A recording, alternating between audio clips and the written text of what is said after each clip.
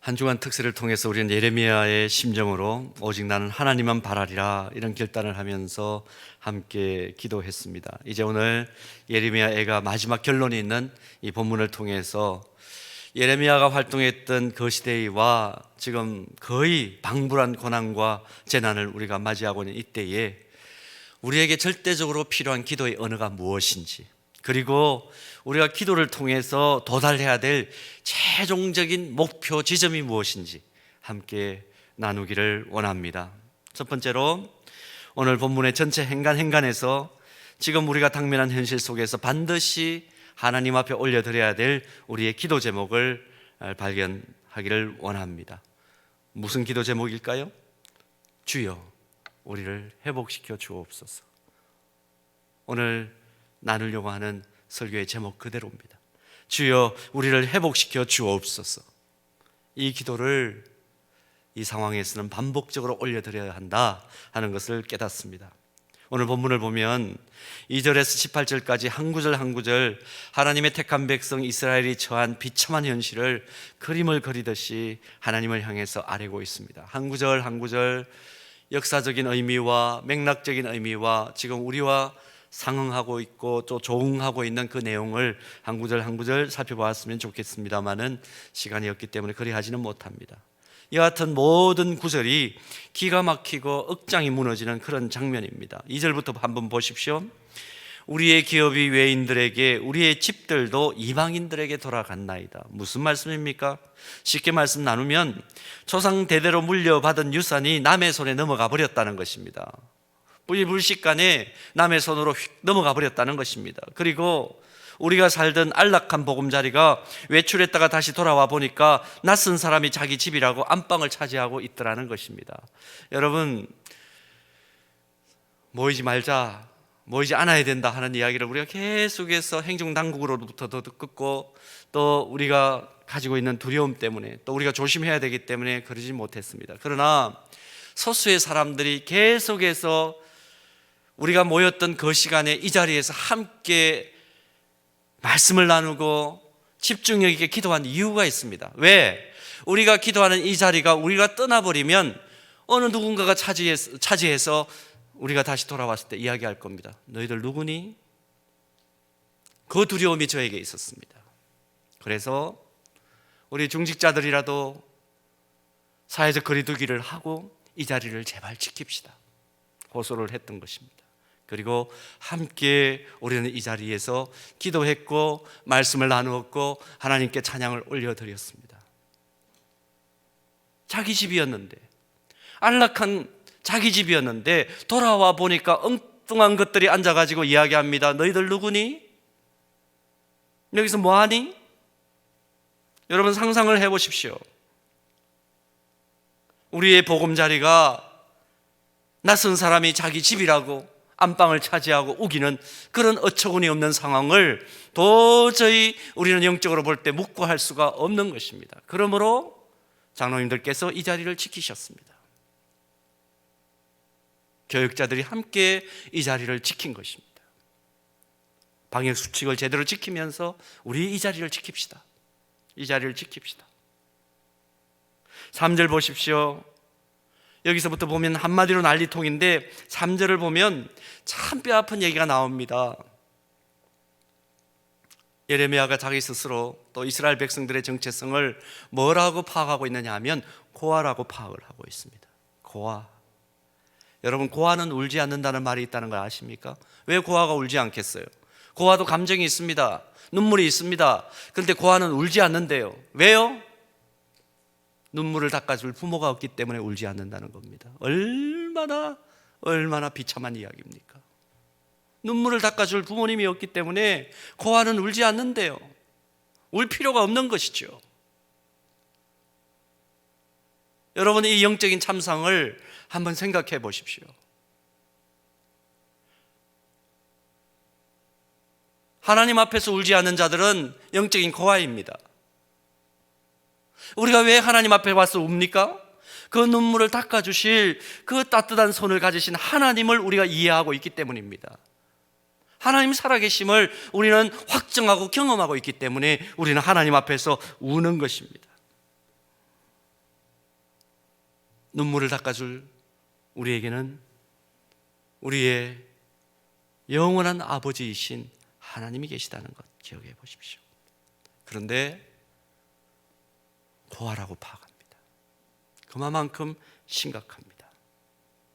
여러분, 예배를 드려야 되느냐 말아야 되느냐, 이제 온전히 일상이 회복됐을 때 나 교회 갈까 말까. 지난 주간에 3월 28일을 기준으로 해서 온라인 예배 드리는 한국교회 그리스도인들의 그 의식조사를 했습니다. 그 의식조사 결과를 어제 발표를 하고, 사실은 목요일날 밤늦게까지 기독교 방송국에서 그 내용을 가지고 녹화를 했습니다. 그리고 오늘 오후 4시에 그 결과를, 녹화한 내용을 오늘 오후 4시에 CBS 기독교 방송에서 방영을 할 것입니다. 아마 거기에 보면 좀 낯익은 얼굴이 나올 겁니다. 한 50분 동안 그 내용을 가지고 진행을 하는 가운데 정말 가슴 아픈 통계들 많았습니다. 온전히 일상 예배가 회복되어도 나는 그냥 온라인 예배를 드리겠습니다 하는 퍼센테이지가 꽤 높습니다. 여러분, 온라인 예배가 잘못된 것은 아닙니다.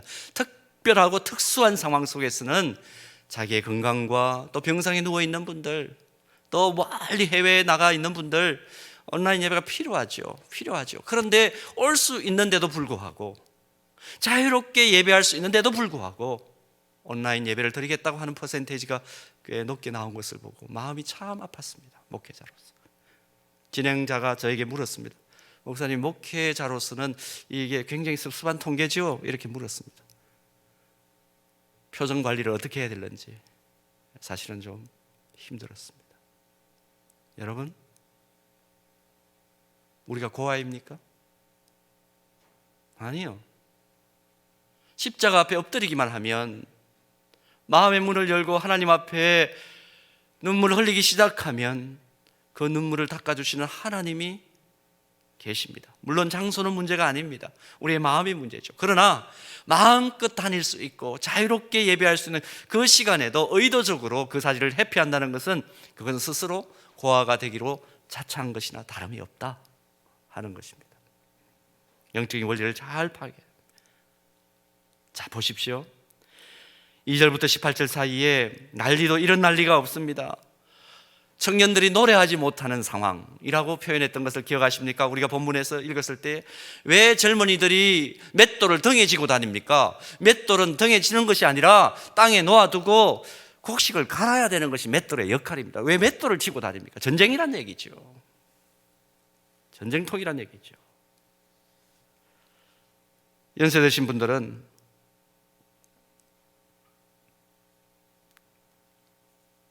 성문에 앉지 못한다 그랬습니다. 연세 드신 어른들이 다리가 피곤할 텐데 앉지 못하는 상황. 아이들이 나무를 지다가 엎드러지오며. 아이들이 왜 나무를 져야 합니까? 우리 식으로 얘기하면 지게죠. 왜 그들이 버거운 짐을 지고 한 발짝도 떼지 못하고 엎드려져 가지고 버둥거려야 합니까? 여러분, 그 상황, 그 참상을 한번 생각해 보십시오.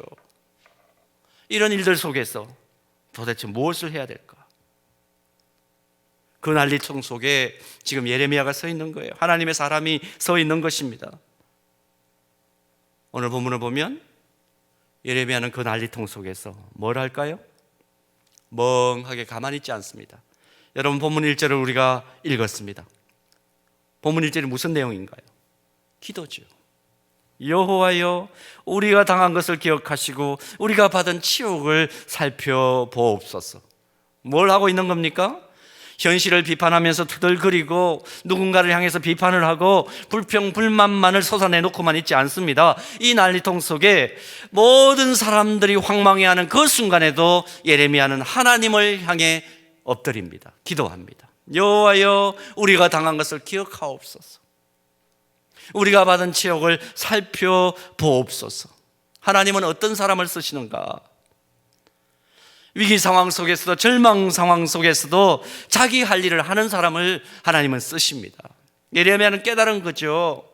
그냥 기도하자, 그 정도의 수준은 아닙니다. 이것은 아무리 어렵고 힘들고 위기 상황이라도 내가 해야 할 일이 무엇인가를 찾아내는 사람, 대안을 찾아내는 사람, 이 위기 상황 속에서 도대체 우리 공동체는 어떻게 해야 되며 우리 가정은 어떤 방식으로 살아가야 하며, 어제 터키에 새롭게 파송을 받아간 백준호 선교사님하고 전화를 나누었습니다.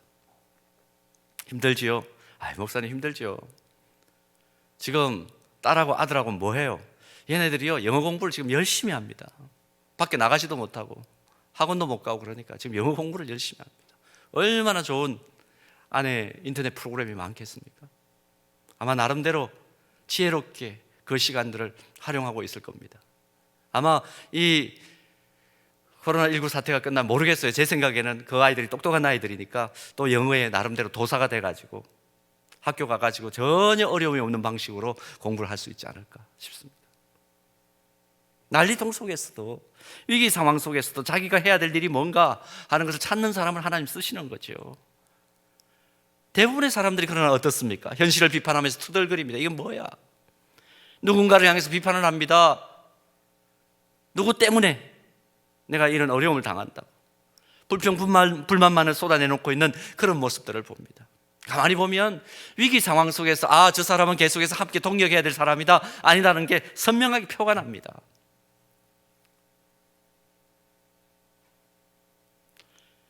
예레미야는 한 번도 경험해 보지 못했던 그 비참한 재난의 현실 속에서 멍하게 가만히 있지 않고 기도합니다. 뭘 기도합니까? 두 가지 기도입니다. 본문 1절을 보면, 첫째는 주여 우리를 기억해 주옵소서. 우리를 기억해 주옵소서. 우리가 당한 것을 기억해 주옵소서. 삶을 살면서 우리가 육체적 고통이나 마음의 고통을 늘 당하며 삽니다. 그 중에 심적으로 당하는 고통 중에 가장 큰 고통이 뭐냐 하면, 사랑하는 사람들로부터 잊혀짐을 당하는 고통, 이게 제일 크다고 그럽니다. 나를 반드시 기억해 주고 나에게 관심을 둬야 될 사랑하는 이가 나를 모른다고 할 때, 나를 잊어버렸다고 말할 때, 그것은 고통 정도가 아니라 참을 수 없는 두려움으로 다가오죠. 지금 예레미야는 하나님께서 혹시 자신과 하나님께서 택하신 이 자녀인 이스라엘 백성들을 잊지 않으셨을까 생각을 했겠죠. 그래서 하나님께 확인하는 겁니다. 하나님, 우리 잊지 않으셨죠? 우리 기억하고 계시죠? 우리 고아 아니죠? 우리가 하나님께서 택하신 자녀들입니다. 우리를 기억하시고 우리를 다시 회복시켜 주옵시고 살려 주옵소서. 그 기도를 지금 드리고 있는 거죠. 코로나 재난이 시작되고 재난이 끝이 보이지 않으면서 우리에게 드는 두려움이 있습니다. 혹시 하나님께서 고통당하는 우리를 잊으신 것이 아닌가? 여러분 가정적으로도 그럴 거예요. 너무 아이들하고 지금 방학 아니고 개학은 했지만, 온라인 개학이라는 것을 독특한 방식으로 개학을 했지만 아이들하고 함께 지내면서 얘네들 학교 잊어버리겠다, 학교 가는 길을 잊어버리겠다, 그런 두려움이 들지 않으시나요?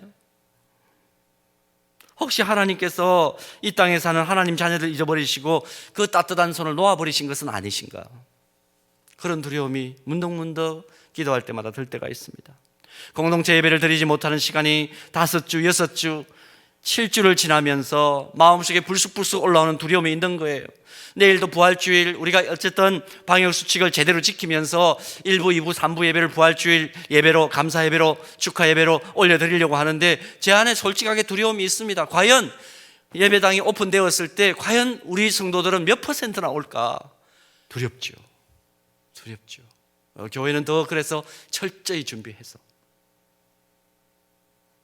안전하게 예배드릴 수 있도록 해야 되는데, 그럼에도 불구하고 모든 분들이 지금 두려워하는 상황입니다. 그 속에서 목회자들은 두려움을 가지는 겁니다. 교회 지도자들은 두려움을 가지는 겁니다.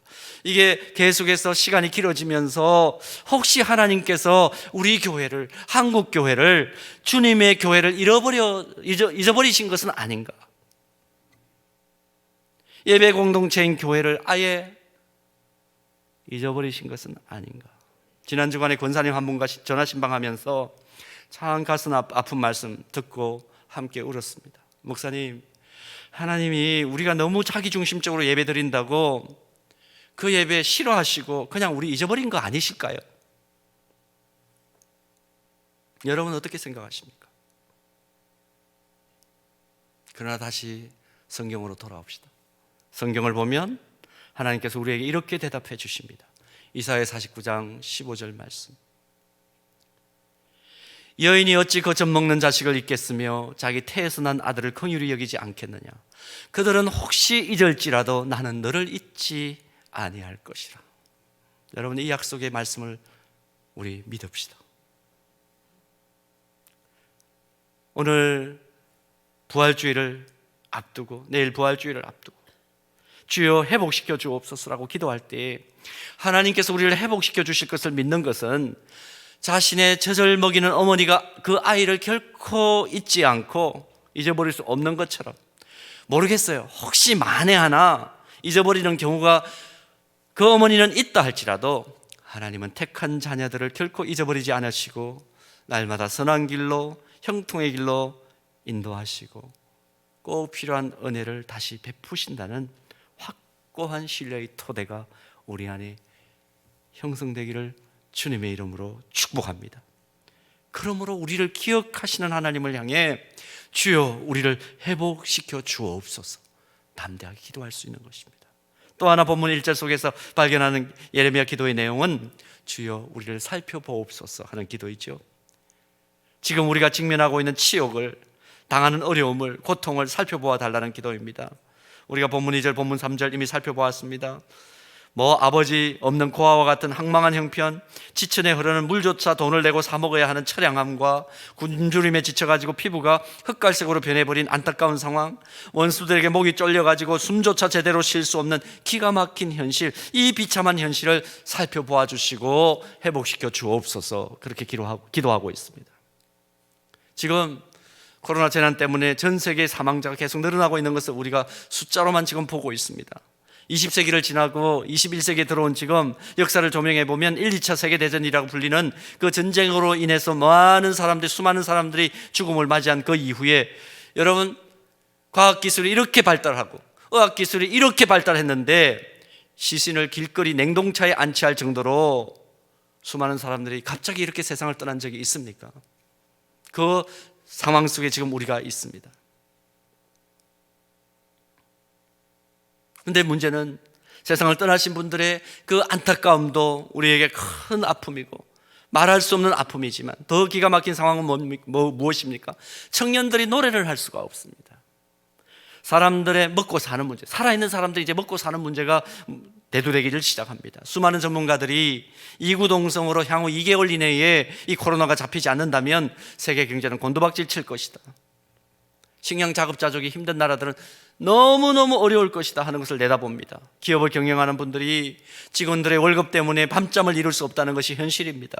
젊은이들은 사회 시스템이 올스된 상황 속에서 취업 원서를 낼 기회조차도 박탈당하고 있는 그런 상황입니다. 너나 할 것 없이 생존을 염려해야 되는 상황으로 계속해서 가는 것을 우리가 보고 있죠.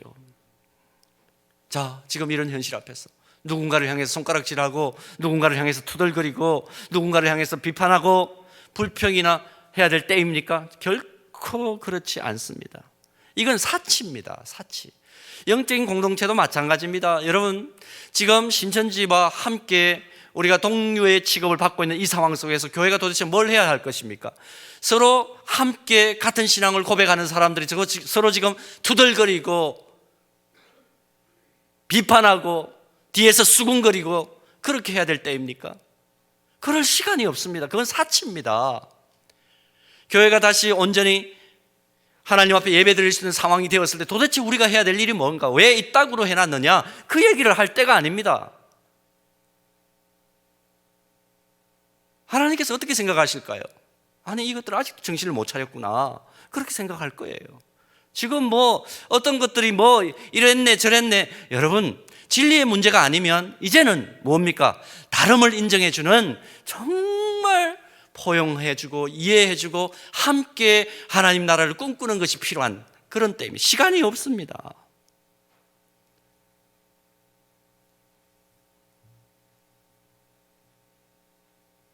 지금 우리 그리스도인들이 그렇다면 해야 될 일이 뭔가? 오늘 본문을 통해서 깨닫는 것 무엇입니까? 기도하는 거죠. 기도하는 거. 근데 기도라는 것이 막연한 것이 아닙니다. 여러분, 기도는요, 이 세상에서 가장 과격한 행동이 기도입니다. 여러분, 기도한다. 그것은 밑에 전제가 뭐가 깔려 있는 것입니까? 세상의 주인이 내가 아니라 하나님이라는 것을 인정하는 것이죠. 이것만큼 과격한 것이 있습니까? 지금 세상의 신은 누구입니까? 자기 자신이잖아요. 그걸 부정하는 행동이 기도입니다. 이것만큼 과격한 행동이 없습니다.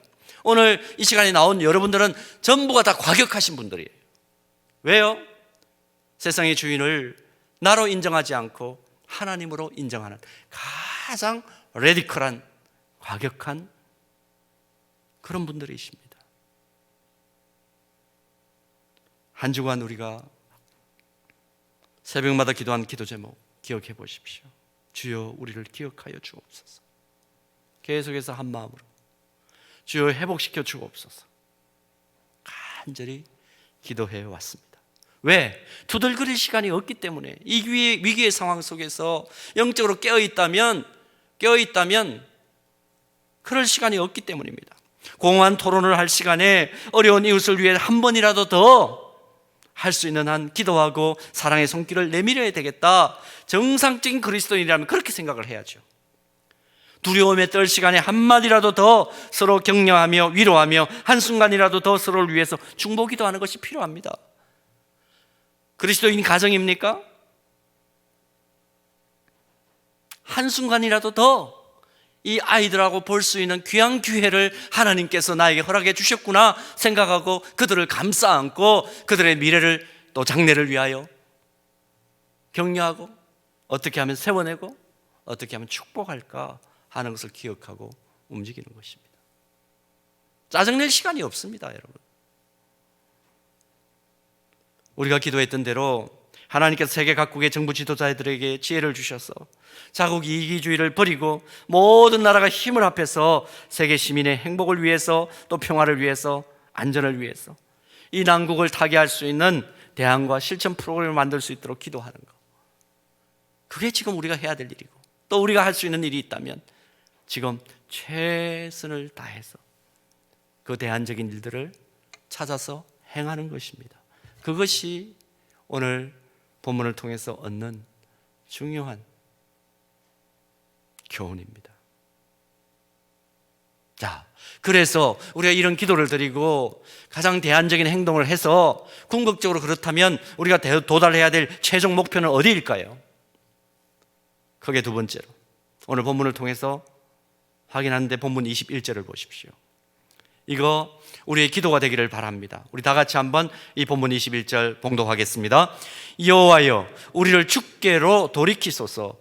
그리하시면 우리가 주께로 돌아가겠사오니 우리의 날들을 다시 새롭게 하사 옛적 같게 하옵소서.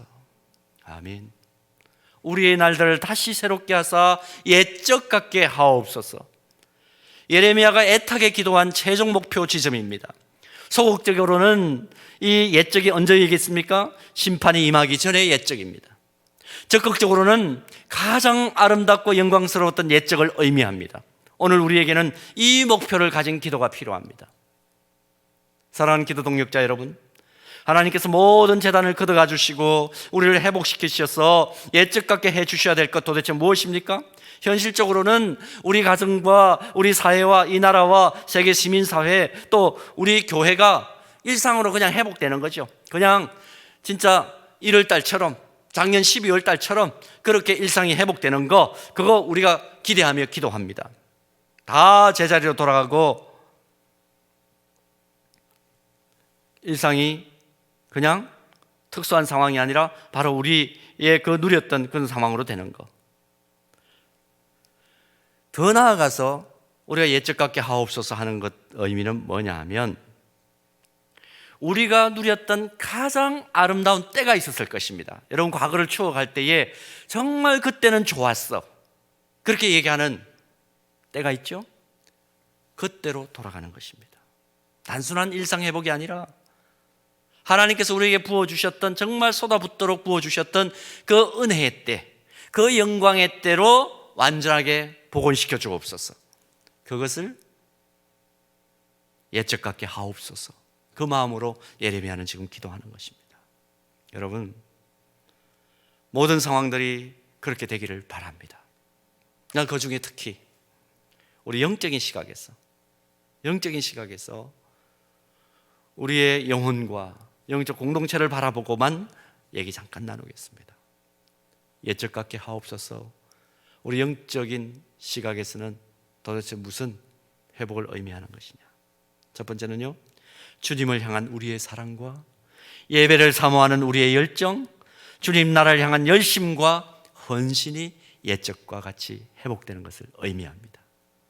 이런 은혜가 우리 안에 있기를 소원합니다. 또 한 가지, 두 번째는 주님의 교회의 영광이 회복되는 것입니다. 주님 교회의 영광이 회복되는 것. 여러분, 우리 교회가 가졌던 가장 힘있던 시절을 혹시 기억하시나요? 초창기 멤버들께서 계시기 때문에 아마 기억하실 겁니다.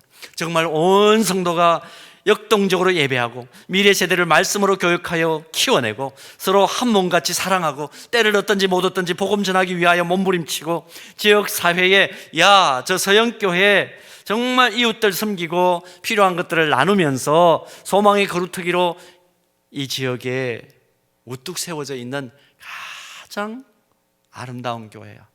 그런 칭찬을 받고 이 주변의 사람들이 물밀듯이 들어왔던 그 부흥의 때가 언제입니까? 기억하십니까?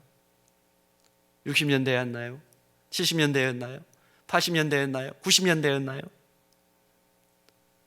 그때로 완전하게 회복되는 것입니다. 모든 성도들이 한 마음이 되어가지고 너나 할 것 없이 서로를 존중하면서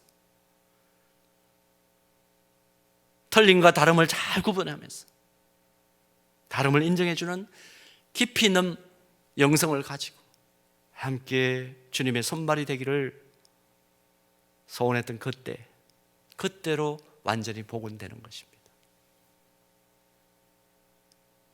이 위기의 상황을 지나면서 하나님께서 우리에게 그런 은혜 주시기를 소원합니다. 더 나아가서 지금 한국교회 여러 부분에서 부끄러움을 당하고 있는데 마치 머리 깎이고 눈알 뽑힌 삼손처럼 그런 능욕을 당하고 있는데, 조롱을 당하고 있는데 주님의 은혜로 다시 힘을 얻어서 존귀한 주님의 교회로 그 이름의 무게만으로도 하나님의 영광을 드러내고 세상 사람들에게 소망을 주는 그런 지상의 유일한 공동체로 회복되는 것, 그것이 옛적 같게 하옵소서 하는 의미입니다. 1900년대 초반에는 그랬다고 그러죠.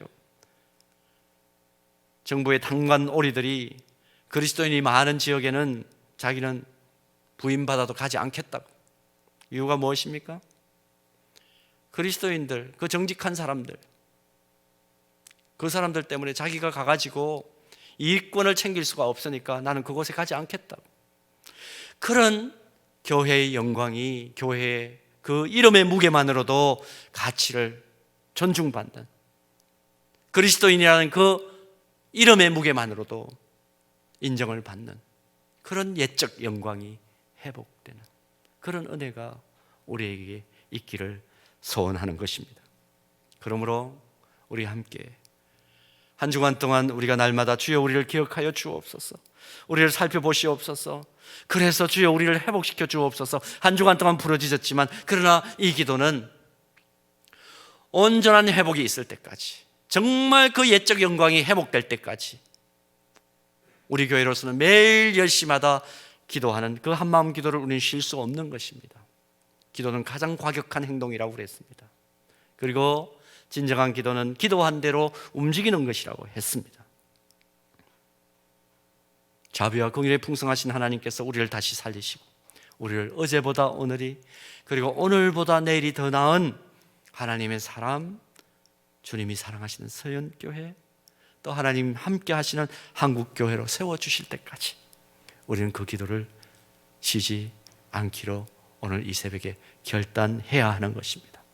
그 결과로 새롭게 회복된 우리 자신과 우리 가정과 또 우리 교회로 인해서 이 나라와 이 민족, 그리고 열방이 주의 복음으로 복을 받는 놀라운 역사가 나타날 수 있도록 우리 주여 우리를 회복시켜 주옵소서. 이 기도를 쉬지 않게 되기를 바랍니다. 기도하는 가운데 성령께서 말할 수 없는 탄식으로 우리를 도우신다고, 로마서 8장은 우리들에게 약속해 주고 있죠. 그 놀라운 은혜를 우리 함께 맛보고 실제적으로 경험하는 살아있는 증인들이 되기를 바라고, 그런 증인들이 모인 우리 서영교회 되기를 소원하고 축복합니다.